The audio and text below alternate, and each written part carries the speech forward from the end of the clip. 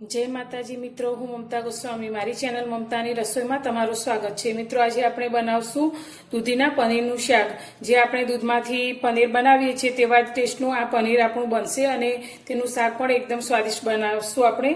जे लोकोने दूधी नथी भावती ते पण आ रेसिपी जोया पछी किलो किलो दूधी खाई जशे तेवुं टेस्टी आपणी आ रेसिपीमां दूधीना पनीरनुं शाक बने छे।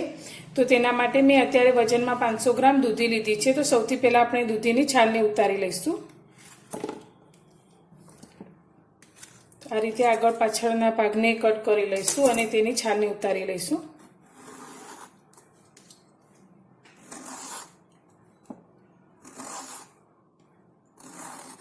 दूधीने आपणे आ रीते छोली लीधी छे। तो हवे आपणे तेना आ रीते टुकड़ा करी लईशुं। तो दूधी आपणे बीज ना होय तेवी कूणी लेवानी छे। जो बीजनो भाग होय तो तमारे बीजनो भाग काढी देवानो छे। तो आ रीते बीज वगरनो भाग होय ते रीतनी दूधी लेवानी छे। तो वच्चे आपणे जोईए तो एकदम झीणा एवा बीज छे तो आपणे थोड़ो ज वच्चेनो भाग आ रीते कट करी लईशुं अने आ भागने आपणे दूर करी लईशुं अने बधी दूधीना आपणे आ रीते टुकड़ा करी लईशुं। आपणे दूधीना आ रीते टुकड़ा करी लीधा छे। तो पनीर बनाववा माटे मैं अत्यारे 1 कप मगनी दाळ ने 3 कलाक जेवुं पाणीमां पलाळीने राखेली। तो मगनी दाळ मैं फोतरावाળી લીધી હતી। તેને કસી અને ધોઈ અને ફોતરા કાઢી લીધા છે। તમે ફોતરા વગરની પણ લઈ શકો છો। તો આપણે અત્યારે 1 કપ આ મગની દાળમાંથી અને દૂધીમાંથી પનીર બનાવશું। તો અત્યારે એક મિક્સર જાર લઈ લઈશું અને બધા જ દૂધીના ટુકડાને આપણે જારની અંદર લઈ લઈશું।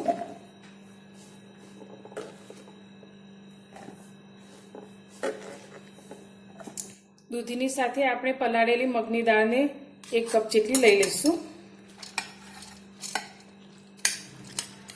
आ दूधीनुं पनीर आपणे दूधना पनीर जेवुं ज टेस्टी बनशे अने आनुं शाक पण एकदम सरस बनशे। बाळकोने पण आ शाक खूब ज पसंद आवशे। तेनी अंदर 2 લીલા मरचाने आ रीते टुकड़ा करीने लीधा छे ते अंदर एड करीशुं अने 4 चमची जेटલું पाणी एड करीशुं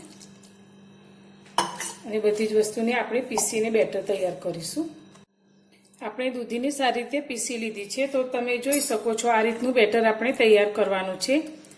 બહુ પતલું ના થઈ જાય તેનું ધ્યાન રાખીને આટલું જાડું થાય તે રીતે આપણે બેટર તૈયાર કરીશું। હવે આને આપણે એક બાઉલની અંદર લઈ લઈશું।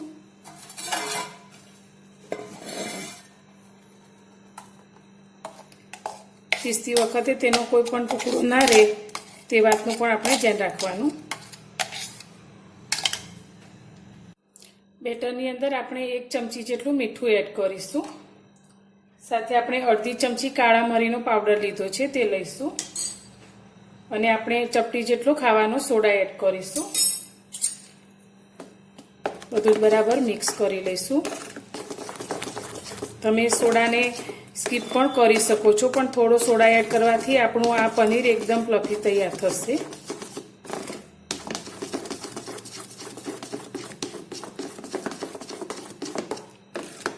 आ रीते सारी रीते मिक्स कर लईशुं।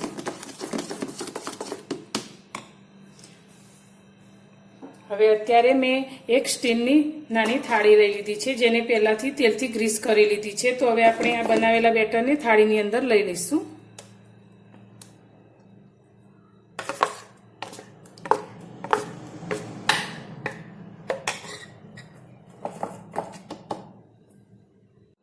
गैस पर आपणे एक कढ़ाई राखी छे अने तेनी अंदर मैं 2 ग्लास जेटલું पाणी रेडी अने वच्चे एक रिंग मूकी दीधी छे। तो तेनी अंदर हवे आपणे आ पनीर माटेनुं बेटर मूकी दईशुं अने आने आपणे ढांकी अने मीडियम गैसनी फ्लेम पर 10 मिनिट माटे स्टीम थवा दईशुं।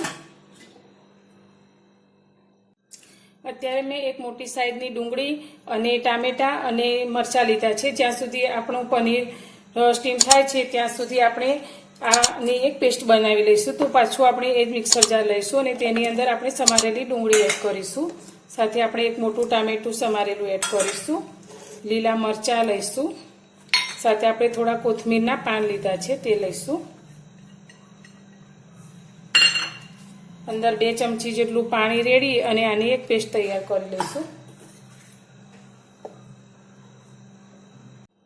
ડુંગળી અને ટામેટાને આપણે ક્રશ કરી લીધા છે। तो आ रीतना क्रश करी अने आपणे तेनी ग्रेवी तैयार करीशुं।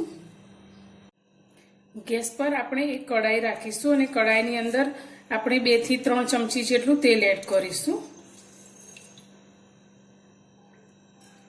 આ શાકની અંદર આપણે તેલનું પ્રમાણ પણ ખૂબ જ ઓછું જ રાખીશું તો પણ એકદમ સરસ ટેસ્ટી એવું શાક તૈયાર થશે અને આપણે ખૂબ જ ઓછા જ મસાલા સાથે આ શાકને તૈયાર કરવાનું છે. તો તેલને આપણે પહેલાં તો ગરમ થવા દઈશું. 1 ચમચી જેટલું આપણે જીરું એડ કરીશું. સાથે આપણે તમાલપત્ર લીધા છે તે 2-3 ટુકડા જેટલા એડ કરીશું. અત્યારે શાકનો ટેસ્ટ સારો આવે તેના માટે મેં કસૂરી મેથી લીધી છે, જે આપણે લીલી મેથીને સુકવણી કરીને તૈયાર કરીએ છીએ. તે આપણે 2 ચમચી જેટલી એડ કરીશું. મેથીને આપણે સારી રીતે તેલમાં સાંતળીશું. હવે આપણે જે મરચાં અને ડુંગળી ટામેટાની પેસ્ટ તૈયાર કરીને રાખી છે તે આપણે કઢાઈની અંદર લઈ લઈશું.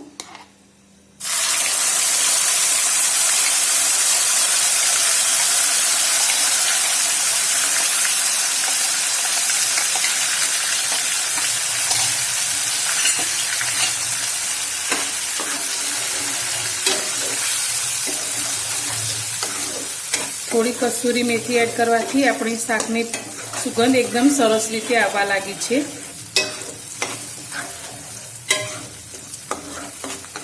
તો આની અંદર આપણે મસાલા કરી લઈશું.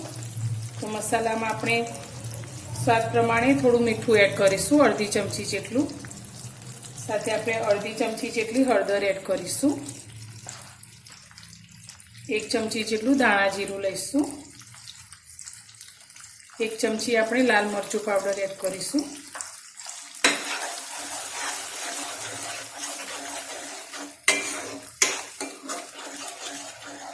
હવે આપણે મિક્સરની અંદર થોડું પાણી એડ કરી અને આ ગ્રેવીની અંદર લઈ લઈશું.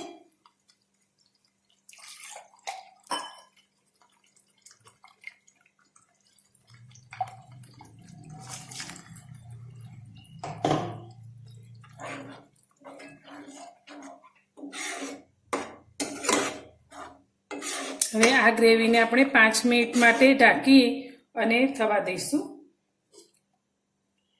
ગેસની ફ્લેમ આપણે મીડિયમ રાખીશું. આપણી શાક માટેની ગ્રેવી ઉકળે છે ત્યાં સુધી આપણે બનાવેલા પનીરની પ્લેટને ઠંડી કરી લીધી છે, તો તેના પીસ કરી લઈશું.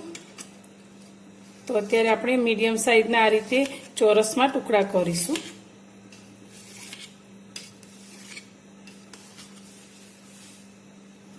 આપણું આ શાક ખાવામાં ખૂબ જ સ્વાદિષ્ટ બને છે. જે લોકોને દૂધી નથી ભાવતી તે પણ આ શાક સારી રીતે ખાશે અને વારંવાર તમને આ શાક બનાવવાનું મન થશે.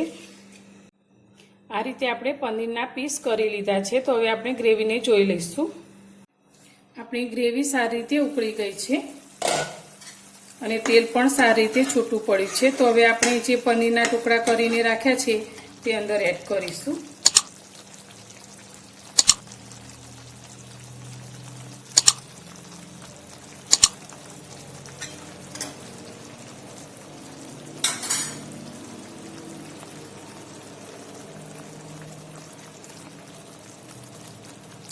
અને ટુકડા એડ કરી અને ફરી આપણે એકાદ મિનિટ જેવું શાકને થવા દઈશું.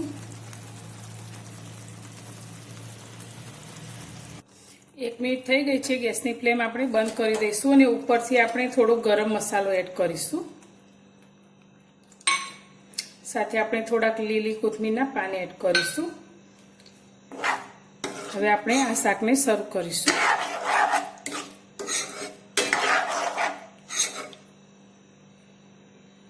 તૈયાર છે આપણું દૂધીમાંથી બનાવેલા પનીરનું શાક. તેને મેં અત્યારે પરોઠા સાથે સર્વ કર્યું છે. તો એકદમ સરસ આપણું આ પનીરનું શાક તૈયાર છે. તો તમને મારી આ દૂધીના પનીરનું શાક બનાવવાની રેસીપી પસંદ આવી હોય તો મારા વિડીયોને લાઇક જરૂરથી કરજો અને ચેનલ પર નવા છો તો ચેનલને સબસ્ક્રાઈબ કરજો. તો ફરી મળીશું એક આવી જ નવી રેસીપી સાથે નવા વિડીયોમાં.